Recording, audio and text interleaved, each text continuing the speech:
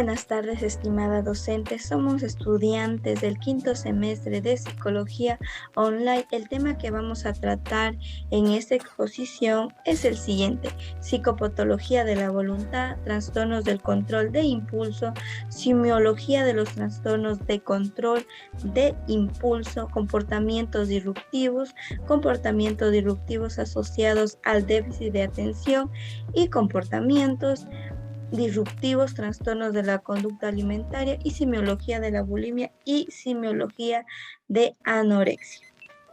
Trastorno del control de impulsos.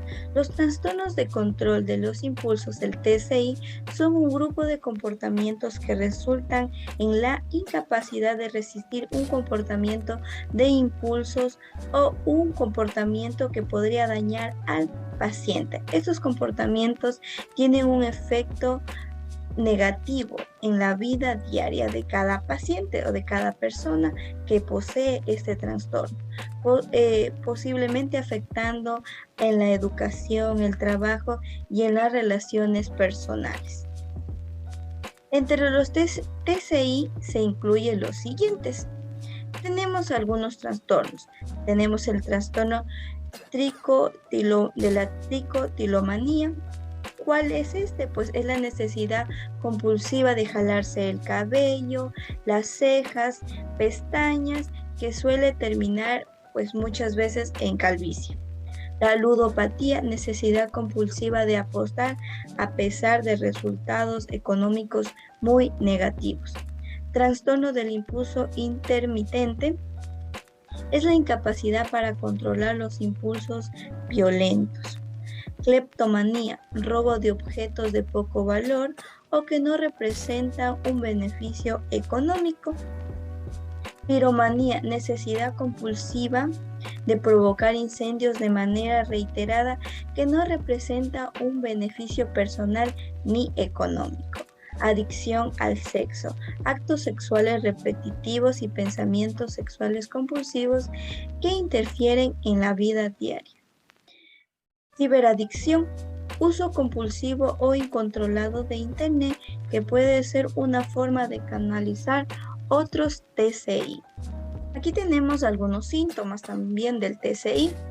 Tenemos aquí en la primera, nos dice lesiones por peleas físicas o quemaduras causadas al iniciar incendios, robos o mentiras, comportamientos compulsivos o repetitivos, comportamientos irritabilidad, impaciencia o exasperación más de lo normal en situaciones específicas, problemas familiares o maritales, problemas repetitivos con las relaciones sociales, en el trabajo o en el ámbito educativo, problemas financieros o legales o reclusión. También tenemos algunos factores de riesgo que podemos encontrar en el TCI. Ser hombre, ser joven, tener una enfermedad mental preexistente, antecedentes familiares de enfermedades mentales, antecedentes personales o familiares de adicción y abuso de sustancias, exposición crónica a la violencia y a la agresión, ser víctima de algún tipo de abuso o abandono. La simiología de los trastornos del control de impulso nos habla un poco sobre sus características principales. Nos dice que es la dificultad para resistir el impulso, motivo o tentación de realizar una acción que sea dañina para la persona o para los demás individuos, que perciben un sentimiento de tensión o activación ante más que todo la realización de esta conducta, y luego experimenta el placer, la satisfacción o desahogo en el momento de realizarlos.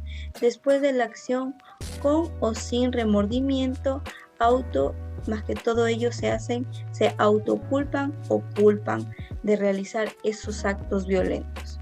Hay que tener en cuenta las enfermedades sincrónicas del TCI, ya que determinan su estado crónico, reversible o recurrente. Un trastorno del control del impulso puede representar una comorbilidad sincrónica en el trastorno.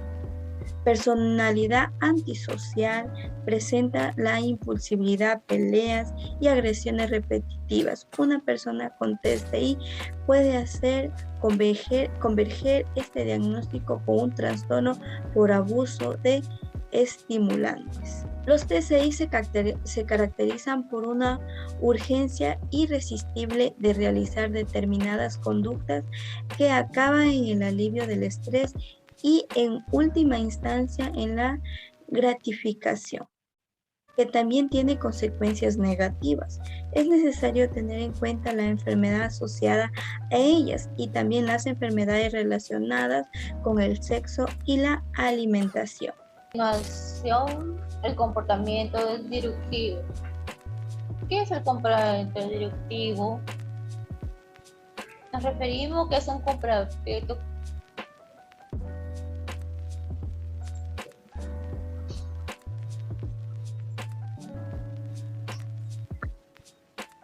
Buen día, mi nombre es Daisy Natalia Chambordóñez, estudiante en la Universidad Estatal de Milagro, carrera de Psicología, quinto semestre, modalidad online. Me ha correspondido exponer sobre los comportamientos disruptivos asociados al déficit de atención e hiperactividad. ¿Qué son estos comportamientos disruptivos? Son acciones que el infante hace o dice en respuesta a diferentes circunstancias, sin una fuente de estrés declarado que perturbe la dinámica del contexto. Puede ser escolar, familiar y social, que no es pertinente para la convivencia. Desde una percepción de los padres, ellos explican que el niño tiene actividad excesiva, poca motivación para terminar tareas y actividades, tienen enojos cuando no obtienen las cosas como las quieren, tienden a ser desobedientes ante las reglas, tienen conductas desafiantes, conducta de atención, búsqueda de atención constante, berrinches y peleas con hermanos. Estos comportamientos disruptivos están estrechamente ligados al deterioro de las prácticas de crianza asociadas a la salud mental. Los determinantes son la permisividad de los padres, el autoritarismo, la hostilidad y abandono que restringen significativamente el equilibrio emocional y el desarrollo armónico del niño dentro de su entorno. Entonces, se puede explicar que los comportamientos disruptivos vienen ligados con el estilo de crianza y el entorno en el que el niño se va a desarrollar. Pero también estos comportamientos pueden ser síntomas o signos que el niño presenta por un trastorno. Este trastorno es el trastorno por déficit de atención e hiperactividad y se caracteriza por 3 síntomas fundamentales, los cuales son la disminución de la atención, la impulsividad y la hiperactividad, lo cual explica estas conductas disruptivas que el niño presenta. Se puede diagnosticar con trastorno por déficit de atención, hiperactividad, cuando se cumple 6 o más de los siguientes síntomas persistentes por al menos 6 meses, con una mala adaptación e inconscientemente con el nivel de desarrollo que debería tener el paciente. Estos síntomas son fallo para presentar atención profundamente a los detalles, dificultad para sostener la atención a las actividades, el niño no escucha cuando se le habla directamente, no sigue las instrucciones que se le da, el niño presenta dificultades para seguir conversaciones, el niño también evita las conversaciones que requieren el esfuerzo mental sostenido, pierde u olvida cosas necesarias para las actividades, el niño se distrae fácilmente por estímulos externos y el niño es olvidadizo en las actividades diarias. La hiperactividad. El niño es intranquilo, el niño se levanta del asiento cuando debería permanecer sentado, va de un sitio a otro en situaciones en las que debería estar quieto, tiene dificultades para jugar sosegadamente, el niño actúa como si estuviera movido por un motor, el niño habla excesivamente. Impulsividad. El niño contesta las preguntas antes de serle formuladas, tiene dificultades para esperar su turno e interrumpe o molesta a otros niños. Todos estos síntomas que el niño presenta por el trastorno por déficit de atención e hiperactividad se asocian a los comportamientos disruptivos que el niño puede presentar en el hogar o en la escuela. Esta aparición de síntomas por los comportamientos disruptivos pueden ser los berrinches, las protestas hacia la autoridad, la oposición, la desobediencia, baja tolerancia a la frustración, la impulsividad, el resentimiento, agresión a sus pares y puede ser desatención y hiperactividad. Dentro del contexto escolar, los niños realizan otras actividades que no corresponden, como abandonar, levantarse o ingerir alimentos durante la clase, elevar el tono de voz, silbidos, murmullos en clases o lenguaje inadecuado, conductas agresivas, tanto físicas y verbales, como lo pueden ser chantajes, insultos, sobrenombres o burlas. Según algunos esquemas, la dificultad para regular emociones y tolerar la frustración lleva a estos niños a reaccionar de manera desproporcionada ante distintas situaciones. Y se ha demostrado que este tipo de conductas inesperadas socialmente aumenta el rechazo hacia los pares. Es decir, tiene dificultad el niño con ese trastorno al presentar estas conductas en el contexto social. ¿Por qué? Porque las conductas agresivas hacen que el otro niño rechace el jugar con el infante. Igualmente, estas conductas disruptivas o negativas presentan cierto rechazo por los docentes y por los padres o dificultad para manejarlas. Además, dice que los déficits en el funcionamiento ejecutivo característicos del TDAH implican un peor rendimiento en las tareas de atención, autocontrol y consecuentemente en las habilidades sociales. Esto explica por qué el niño también presenta conductas desafiantes. ¿Por qué? Porque a causa de este trastorno, el niño no tiene un autocontrol de lo que él siente o de lo que él quiere expresar. También se presentan fallos en habilidades sociocognitivas que implican la capacidad de entender e interpretar comportamientos sociales de otros, de reconocer problemas sociales, así como de generar soluciones eficaces y apreciar sus consecuencias. Entonces, podemos entender que estos comportamientos negativos, disruptivos que el niño presenta en su hogar, en la escuela, pueden estar asociados al trastorno por déficit de atención e hiperactividad, pues todos los signos y síntomas que el trastorno tiene hace que el niño detone malos comportamientos y malas conductas. Buenas tardes, compañeros, docentes. Soy Adriana Cedeño y les voy a hablar acerca de los comportamientos disruptivos asociados al trastorno de la conducta alimentaria. ¿Qué son los trastornos de la conducta alimentaria? Bueno, los también llamados conocidos TCA se caracterizan por la alteración persistente de la conducta que se relaciona con el hecho de alimentarse. Estos tipos de trastornos van a impactar de forma negativa sobre la salud y las capacidades psicosociales de aquellos que lo padecen. Origen. Bueno, se presenta un origen multifactorial, ¿no? Está originado por de diferentes causas como biológico, psicológico, familiar, sociocultural y personal. Estos factores encontramos factores precipitantes y predisponentes que, interactuando entre sí, suelen generar una insatisfacción corporal que desemboca en deseos de adelgazar. Ahora voy a hablar sobre la prevalencia, población de riesgo y edades en las que se presentan estos trastornos de la conducta alimentaria. En una investigación hecha en el 2014 en Quito acerca de los trastornos de la conducta alimentaria, que se realizó para estudiar el riesgo medio y alto de padecer estos trastornos en adolescentes, se tomó una muestra de 554 adolescentes. Esta investigación arrojó que el 12.8% de esta muestra tiene un riesgo medio de padecer un trastorno de la conducta alimentaria y el 7.1% tiene un riesgo alto de padecer trastornos de la conducta alimentaria. Población de riesgo. La población con más riesgos de presentar un TCA son mujeres que se encuentran en la adolescencia. Además, si a este perfil le agregamos el practicar un deporte con altas exigencias estéticas, aumenta la posibilidad de desarrollar un trastorno de la conducta alimentaria. Ahora, que se presente más en mujeres no quiere decir que no se vaya a presentar en hombres, ya que por cada 9 mujeres que presenten TCA, 1 es hombre. Edades en las que aparece el TCA: adolescentes. La adolescencia es la etapa en donde existe un mayor riesgo de presentar un trastorno de la conducta alimentaria. La mayoría de incidencias se produce entre los 12 y los 18 años.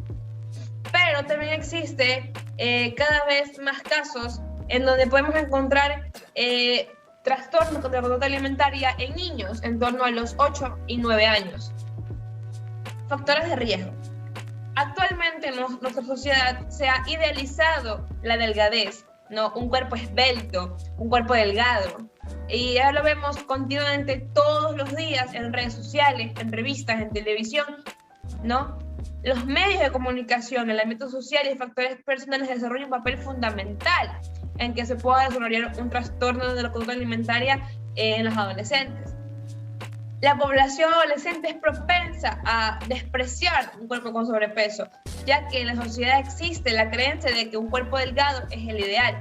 Incluso en algunas sociedades se asocia el ser delgado, el ser delgada, ¿no?, con el éxito personal. Variables psicológicas y entorno.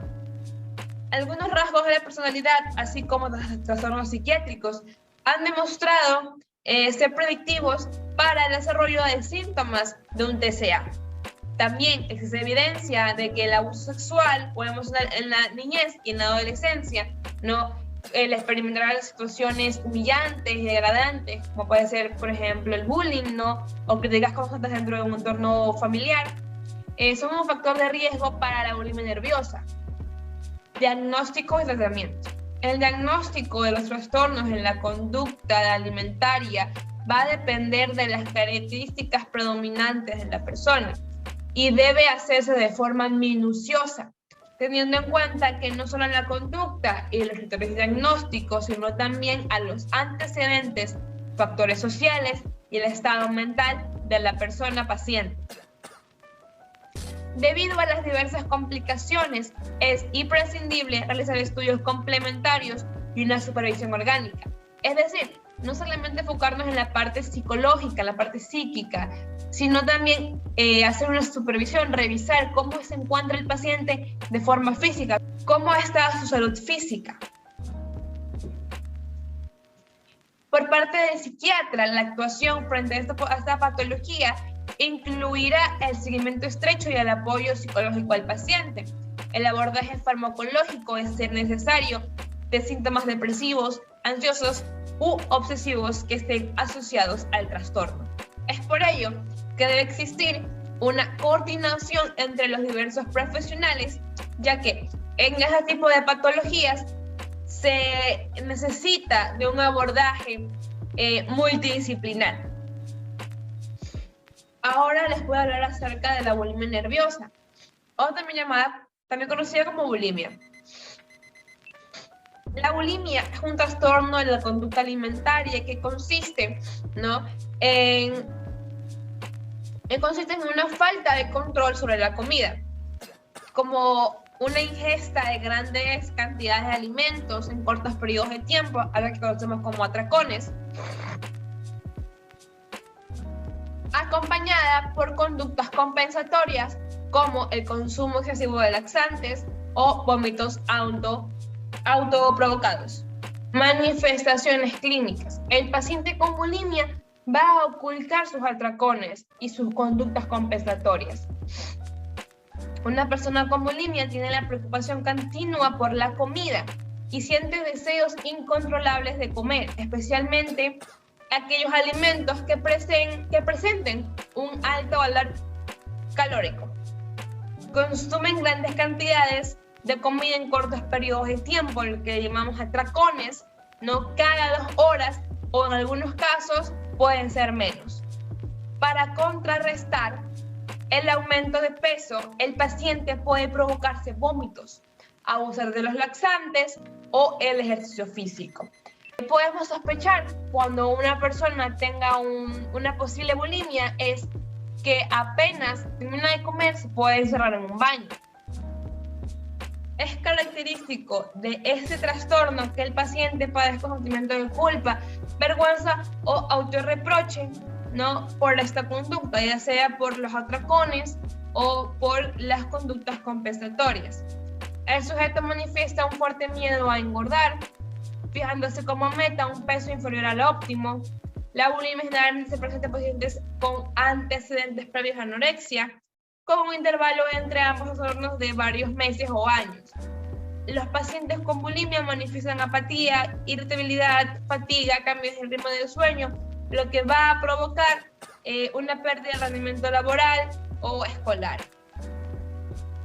Las personas con bulimia también pueden presentar alteraciones endocrinas, y en el caso de las mujeres, que es frecuente la aparición de irregularidades en el ciclo menstrual. Criterio diagnóstico. Según el CIE-10, presenta varias pautas para poder diagnosticar a una persona con bulimia, ¿no? Entre ellos tenemos el episodio repetitivo de ingesta excesiva, es decir, preocupación por el peso, por el control del peso, vómitos, utilización de purgantes después de las comidas, excesiva preocupación por la silueta y el peso corporal. A menudo, pero no siempre, va a existir un antecedente de anorexia nerviosa. Las conductas purgativas conducen a trastornos electrolíticos y complicaciones físicas. Criterios diagnósticos según el DSM-5. Aquí podemos observar las pautas para diagnosticar a un paciente con bulimia según el DSM-5, ¿no? Episodios recurrentes de atracones. Un episodio de atracón se caracteriza por dos hechos siguientes. Ingestión en un periodo determinado, por ejemplo, dentro de un periodo cualquiera de 2 horas, de una cantidad de alimentos que es claramente superior a la que la mayoría de las personas ingerirían en un periodo similar en circunstancias parecidas. Sensación de falta de control sobre lo que se ingiere durante el episodio. Es decir, tienen una sensación de que no pueden dejar de comer o controlar lo que ingieren o la cantidad de lo que están ingiriendo. Comportamientos compensatorios inapropiados recurrentes para evitar el aumento de peso, como el vómito autoprovocado, el uso incorrecto de laxantes, diuréticos y otros medicamentos, el ayuno y el ejercicio excesivo. Los atracones y los comportamientos compensatorios inapropiados se producen de promedio una vez a la semana durante 3 meses. La autoevaluación se ve indebidamente influida por la constitución y el peso corporal. La alteración no se produce exclusivamente durante los episodios de anorexia nerviosa. Bueno, gracias. Hasta aquí yo con mi tema. A continuación, mi compañera va a explicarnos la anorexia nerviosa. Semiología de la anorexia. Cuando hablamos de anorexia, hacemos referencia a la falta normal de hambre que experimenta una persona. El individuo que posee este trastorno no experimenta el apetito, que es el que nos lleva a la ingesta de alimentos. Es importante saber que el factor psicológico y social influye mucho en la ingesta alimenticia. Otro de los factores esenciales es el del centro de la saciedad, que está constituido por los niveles de glucosa y de glucagón en la sangre. Cuando estos niveles llegan a ciertos valores, la glucosa sanguínea es la encargada de estimular el centro de la saciedad y así este se encarga de inhibir el centro de la alimentación. Cuando la glucemia está por debajo de los niveles óptimos, esta deja de estimular al centro de saciedad y se libera el centro de apetito. Un papel importante en la regulación del apetito es la captación de ácidos grasos y la liberación de grasas que se da por los depósitos del organismo. Existen diferentes causas por las que se puede desarrollar el trastorno de anorexia. Las más comunes son distintas neoplasias, hepatitis, ya sea alcohólica, aguda o crónica activa, enfermedades digestivas, enfermedades renales, enfermedades sistemáticas, insuficiencia cardíaca, infecciones bacterianas, tabaco, alcohol y afecciones psiquiátricas, que pueden ser ansiedad, depresión o anorexia nerviosa.